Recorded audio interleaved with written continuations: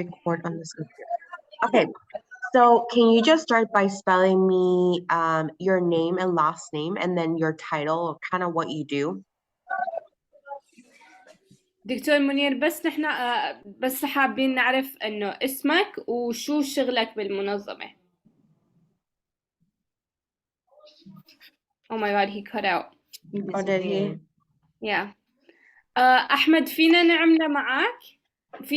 في 3 أشخاص فاتوا وطلعوا، ما بعرف النت لأنه عم بتضل يطلع ويفوت. السلام عليكم سيرين، كيف حالك؟ طمني عنك. وعليكم السلام، الحمد لله، كيفكم انتو؟ He's back. نحن بخير الحمد لله.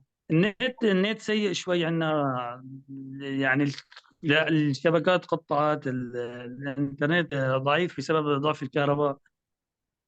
ايه والله، ايه بعرف. استاذ يعني منير، يعني هو مو الاستاذ معروف منير عندي. جنبي، عم يحاول يدخل. تمام، معناته إذا أنتوا سوا خلص كونوا على تليفون واحد وردوا، مثلا إنه على حسب سؤاله فينكم تردوا، واحد يرد وواحد ما يرد، ولا هيك ولا هيك. ايه تمام. طيب فبس تفضل. سكروا من تليفون واحد، خليكم من تليفون واحد إذا في مجال. تمام، يلا دغري. Okay, so you just wanted their name and what they do? Yeah, on the ground. Yeah, and where they are specifically. أول شيء هن بس حابين يعرفوا أنتوا اسمكم ووين أنتوا هلأ بسوريا، وشو عم تشتغلوا، وشو بتشتغلوا بالمنظمة، وهلأ حاليا شو عم تشتغلوا. السلام عليكم. منير القاسم، أنا لوجست بيت الحكمي. الآن أنا في مدينة إعزاز، شرق مدينة إعزاز، 13 كيلومتر. مقر بيت الحكمي بهاي البلد اسمه كفرة. طبعا المنطقة تعرضت للزلزال، نحن بعيدين عن عين تاب ما يقارب 60 كيلومتر باتجاه الجنوب. طبعا خط نظر 60 كيلومتر جنوب غازي عين تاب. المنطقة كلها تعرضت للزلزال. كانت الأكثر ضرراً في غرب مدينة عفرين، مدينة جنديرس، شرقي أنطاكيا، 47 كيلومتر شرق مدينة أنطاكيا التركية. عدد الضحايا يمكن الآن اليوم وصل ل 600 ضحية تحت الأنقاض. لحد الآن فرق الإنقاذ، طبعا فرق الإنقاذ زي للدفاع المدني أو الخوذ البيضاء يعني تسميتها، وبالإضافة للمدنيين. يعني أنا كان امبارح يوم الزلزال كان لي عيلة في جنديرس، فرحنا طلعناهم، بقينا لأذان المغرب بالرفش سيلين، ايش اسمه، يعني نطالعهم، ما في معدات ابدا، ما في فهمت شيء. علي؟ ايوه نعم. خليني بس ترجم لهم، اللهم صل على النبي. بس مشان ما اضيع بالحكي. يلا. So hello, he says hello to everyone. His name is Munir Alkassem, and he works as a logistics kind of operation manager for the Wisdom House. And he's currently in Azaz in Aleppo in northwest Syria. He's saying that obviously they were hit very, very badly from the earthquake. The Wisdom House was actually very close to where the earthquake happened, but thank God that nothing happened to the Wisdom House. But we do have 2 deaths of students from the past that were students at the Wisdom House who lost their lives under the rubble. He's saying that the situations are very, very, very bad. The worst situations are in certain cities where these cities are just completely on the ground. There's no sign of, and those cities are Janderis. That's the name that he mentioned. But he's saying that also yesterday he was in the region and they just have absolutely no tools to be digging their family members out.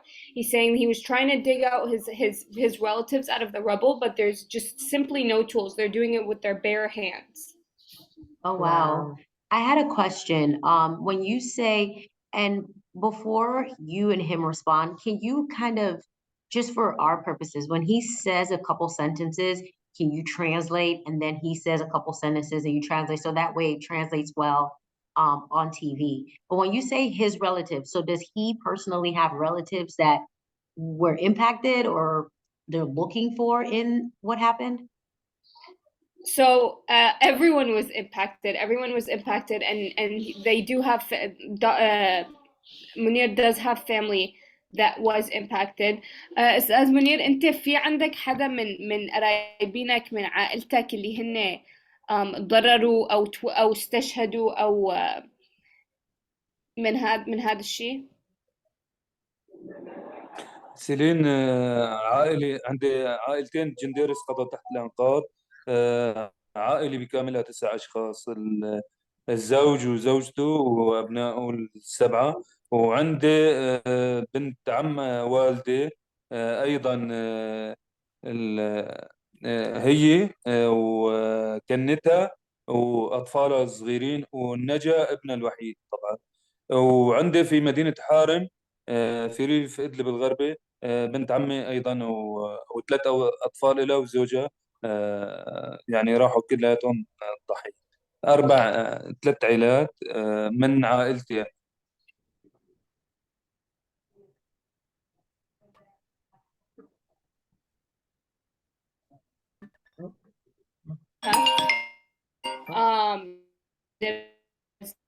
And the whole family passed away under the rubble. There's also another Repeat that, family that sorry, was you his cousins. And Celine, your screen is frozen, and then you were breaking up.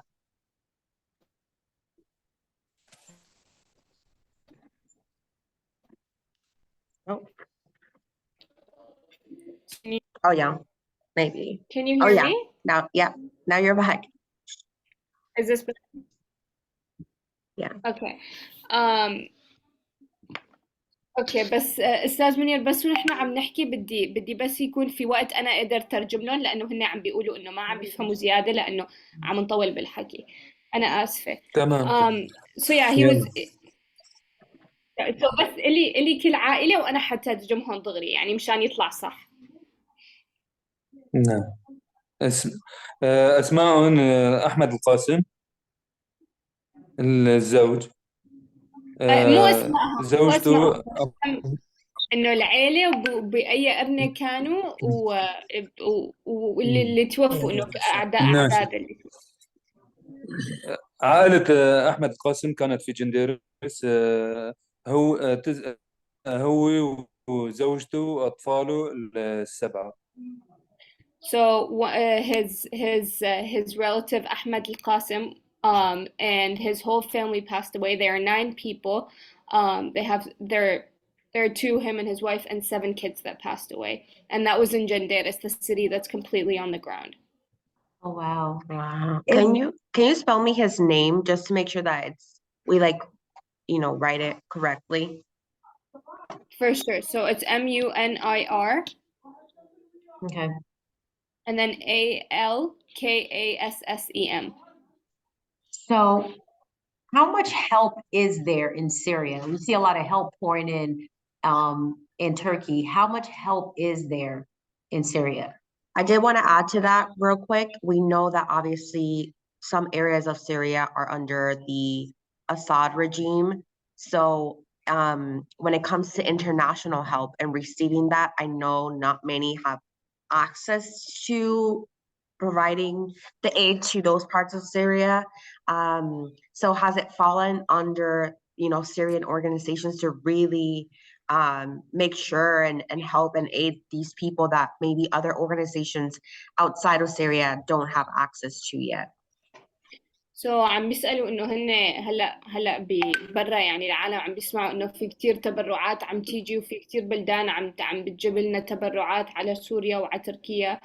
آم فبس عم بيسألوا إذا هذا الشيء صح، ومين عم بيوصل مساعدات، مين عم بيساعد ومين ما عم بيساعد. فهذا كان سؤاله. سيلين، بالنسبة للمساعدات الخارجية من الدول الخارجية، لم تدخل إلى المناطق المتضررة في سوريا أي مساعدة من أي دولة، حتى من تركيا نفسها الجارة ما دخل مساعدة للشعب السوري. So he's saying that سمعت على بتحبي تترجمي له؟ خليني ترجمه بس مشان أعرف إنه أحكيه صح. So he's basically saying that simply he can tell us right now that there has not been any international country or any international party, sector, anything that has brought in any aid into Northwest Syria right now. He's not speaking about the regime-held areas. He's speaking about the opposition areas that are considered Idlib and Halab, and that's where they currently are.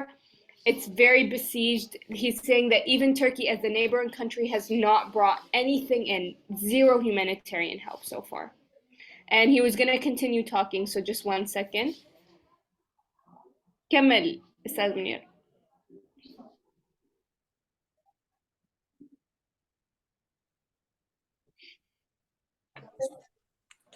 سيلين،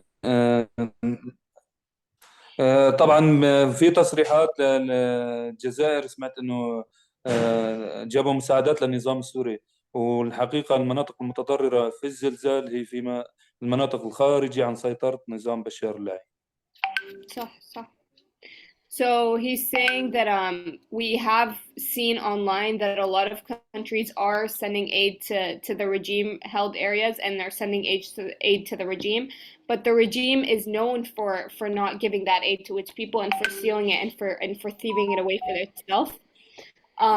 So he's saying that maybe there is like some sort of aid that's going into the regime parts, but there hasn't been anything that has gone into Northwest Syria. It's we're all just reliant on these organizations that have nothing else, that no one has reached out to, and they're basically just reliant on these donations that human beings are making from around the world. Not any party, not any government, not any president, no one. Just simple human beings like you and me that are making these donations.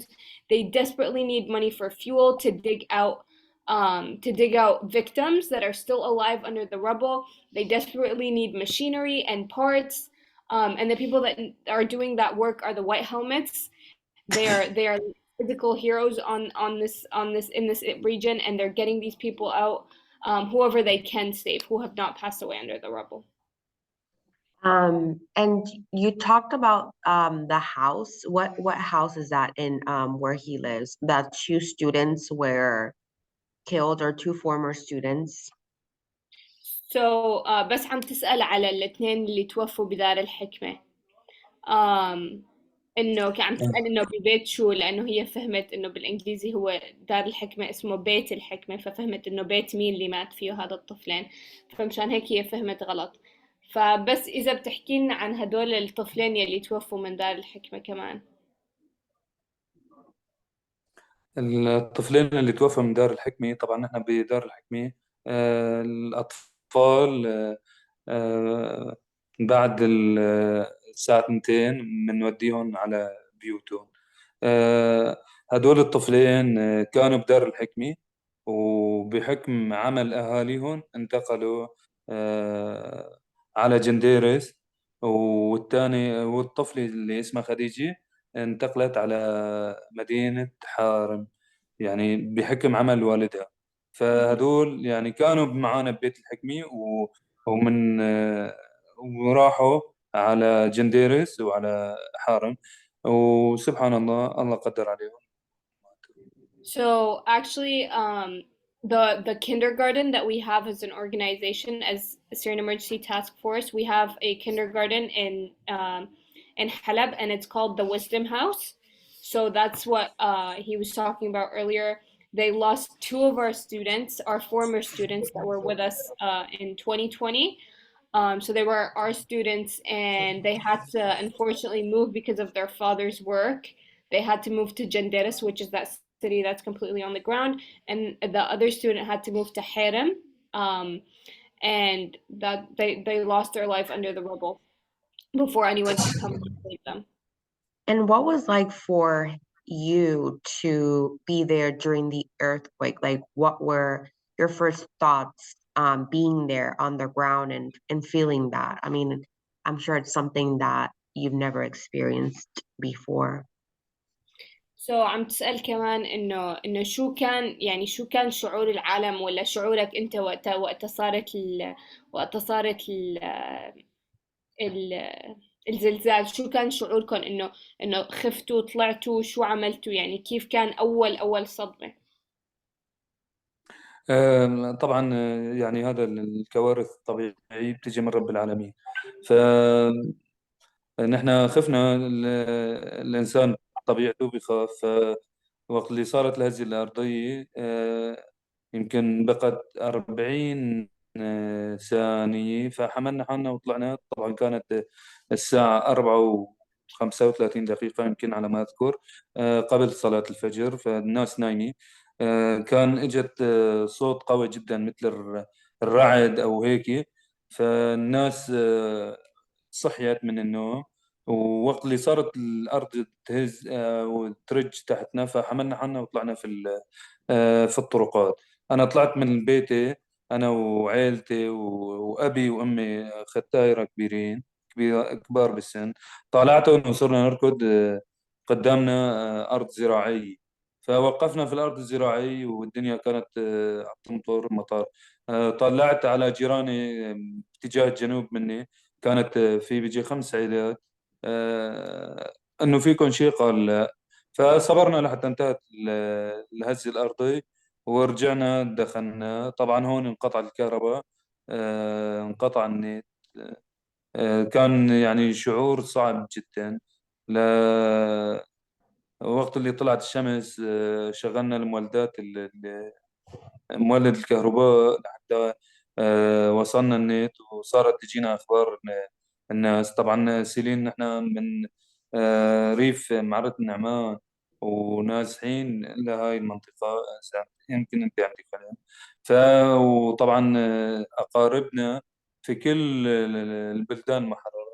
صرنا نتصل هون وهون، إيش الأخبار، إيش كذا. المناطق اللي كانت متضررة طبعا جنديرس وحارم سلقين، هدول البلدان كان مقطوع فيها النت، ما اجى النت لحد الآن. حتى الاتصالات ما فيها في هاي البلدان اللي فيها الكارثة الكبيرة. باقي الأماكن على أنه نهد بلكون من هون، إنسان تضرر مثلا، وقع حيط البيت أو هيك، فكانت يعني وإصابات، مثلا واحد انجرح بسبب بلور اللي تكسر. So شكرا كتير أستاذ منير. Basically he's saying that we're all human, and obviously the first initial thought that they were just terrified. It lasted 40 seconds long. And the first thing that he did is that he got his parents, which are very old, I'm so sorry, one second.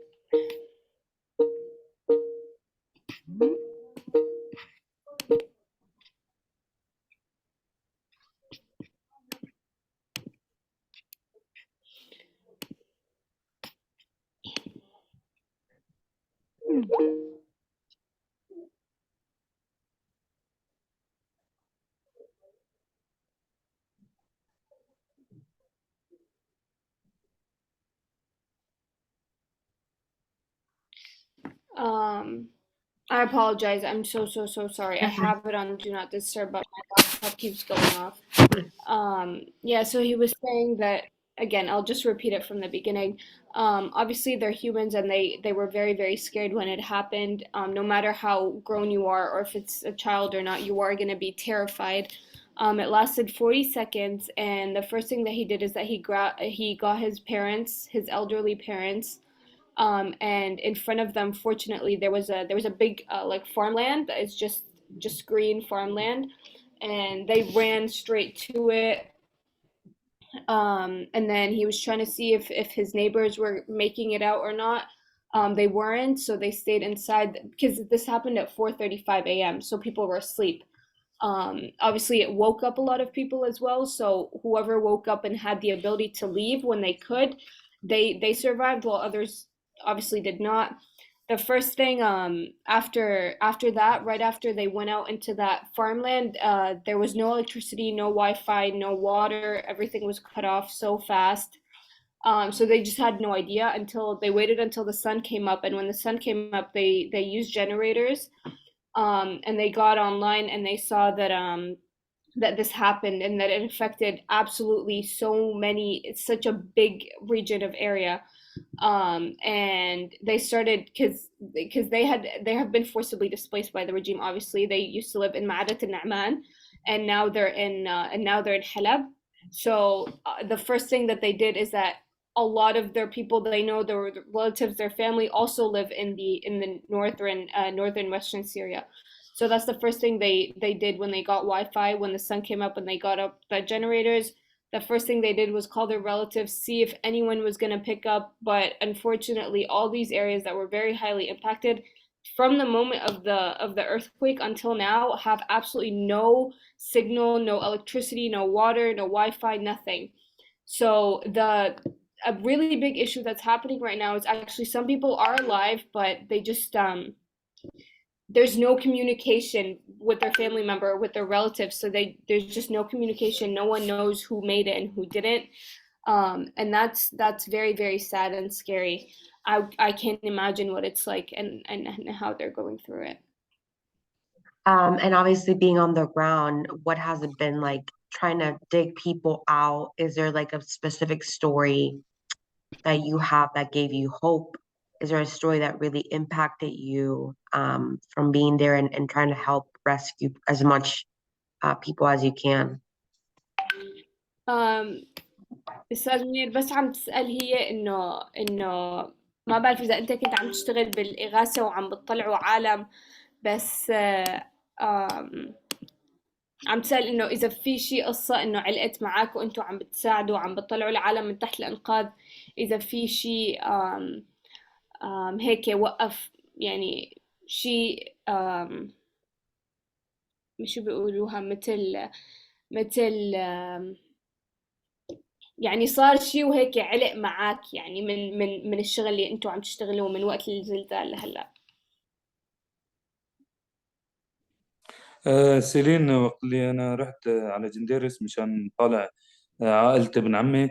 هي البناية فيها 20 عائلة، طبعا كانت مؤلفة من 4 طوابق. يعني كان معنا شباب مثل ما بيقولوا أحجامهم صغيرة وكذا. فصارت في حفرة وعم نصيح، فجانا صوت من تحت. المهم صرنا نصيح ونقول يا شباب إنه لا بقى تطالعوا صوت بس لحتى نسمع اللي هذا في صوت عم بيجينا من إنه إنسان طيب. طبعا نزلنا. أنا طبعا ما نزلت، اللي نزل الشاب اللي جسمه نحيف، وأعطيته تليفوني قلت له اللي عم تسمع صوته قل له طلع يعني وين شايف الضوء نحن هون. فالمهم نزل وأخذ تليفونه وشغل البيل تبع التليفون، وقال له شو اسمك؟ قال له أنا اسمي يوسف لهذا الإنسان. قال له ليك أنا عم بضوي بالتليفون. قال له أنا ما أنا شايف شيء. حاول واحد كبير منا ينزل، ما حسنا ننزل. ما في معدات ثقيلة مثل البلدوزر أو كذا لا يسحب الهاي. فكان موقف كتير صعب، كتير يعني اسمه صعب جدا. وفي شغلة تانية ترجمة. He's saying that when they were in Janderis and they were trying to get people out of these destroyed buildings, he was with a couple of people and they were trying to get people out. And then they heard of like a faint voice in the back and like very far. And one of the younger people he was with, they tried to go down. They tried to like go down where a hole is, I guess, or or that with their flash, and he was saying that they heard the voices of people, like they heard the voice of someone, but they couldn't get to the person. They just couldn't. They have no tools. They have nothing. And he says that this moment was very just very sad, and it made him feel very sorry for the situation. Like they have the ability. They don't have bulldozers. They have the ability. There's humans that can help, but there's just not tools. There's no tools for to get these people out. So what is something that, if he could ask people to donate, or, talking about resources, what does he hope for, or wish to obviously be able, because this is a situation that it's going to continue for days, weeks to come as people continue to rescue. So what is something that he Right. hopes for, comes in regards to resources? What is some of the things that they mainly need? And obviously I know your organization is a great place that people can go to. I'll definitely link that on the website. But when it comes to resources, what is something that they're looking for? What is the need there in that area of Syria? أنا آسفة أستاذ، بعرف إنه كان بدك تحكي قصة تانية، فتفضل احكيها وأنا بقول لها إنه he just had another thing to share from the stories, and then I'll ask this question.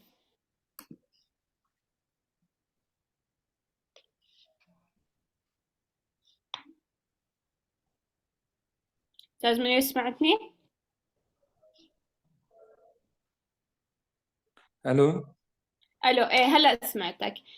كمل الحكي اللي كنت عم تحكيه، بعدين بشرح لك السؤال اللي بعده اللي حكيته.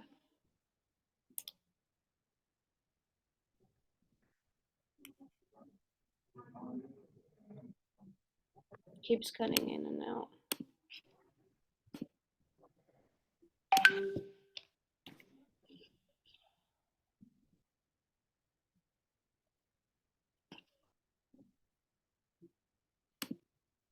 I think we lost him.